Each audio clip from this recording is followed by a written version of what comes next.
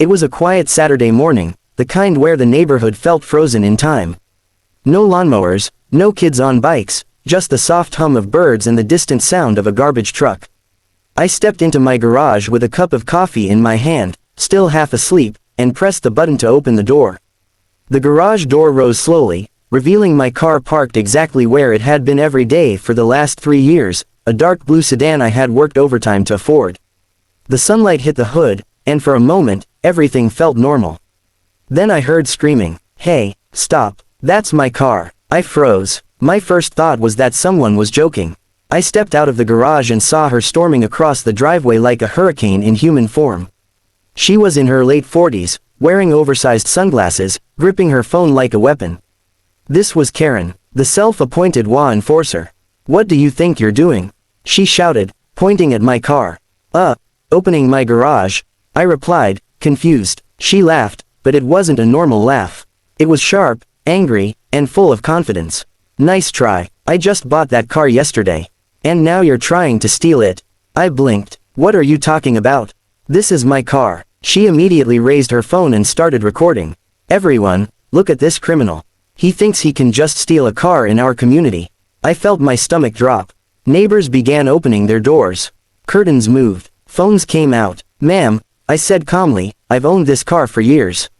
The registration is in my name." She stepped closer, lowering her voice but not her anger. "I saw a car exactly like this at the dealership yesterday.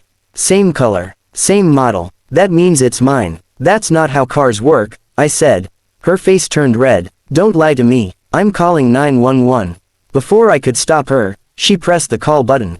Loudly. "Yes, hello," she said dramatically. "I need police immediately. A man is stealing my car." "Yes, right now, in my HOA community." I tried to explain to the dispatcher through her yelling, but she talked over me, adding details that weren't true. "He looks aggressive. I feel threatened." That's when I realized this wasn't just stupidity. This was dangerous. Within minutes, the sound of sirens filled the street. 2 police cars pulled up. Officers stepped out slowly, hands near their belts. Karen ran toward them, crying. "That's him," she yelled. "He stole my car." The officers turned to me. "Sir, step away from the vehicle." I raised my hands. "Officer, this is my car. I can prove it." Karen smirked. She was sure she'd won. Little did she know, this was just the beginning. Scene 2. The truth on paper and the silence that followed. The officer asked for my ID. I handed it over without hesitation. Then I reached into my pocket and pulled out my phone. "May I show you something?" I asked calmly. Karen interrupted. "He's lying. He probably forged documents." I opened my car app and showed the officer the vehicle information, VIN number, registration, insurance, all under my name. Then I opened my email and pulled up the purchase receipt from 3 years ago. The officer nodded slowly. Karen's confidence wavered for the first time.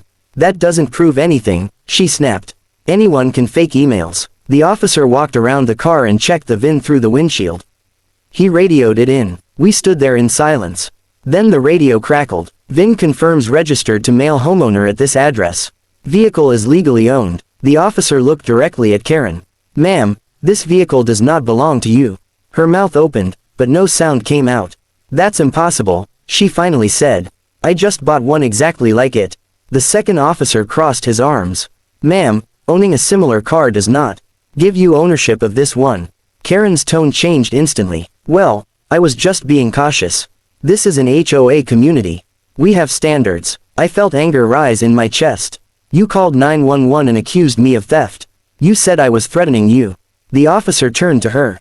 "Ma'am, filing a false police report is a serious offense." Her face went pale. I didn't mean it like that," she stammered. "I was scared. Scared of me opening my own garage?" I asked. The neighbors watched silently. No one defended her now. The officer sighed. "Ma'am, you will receive a warning today. But do not make false emergency calls again." Karen nodded rapidly, avoiding eye contact. As the police left, she tried one last move. "This could have been avoided if you informed the WA about your vehicle." That was it. I smiled calmly and said, "I'll be informing the WA about you." 2 weeks later, Karen was removed from her WA position. Turns out this wasn't her first false accusation. Now, every time I open my garage, the neighborhood is quiet. And Karen, she crosses the street to avoid me.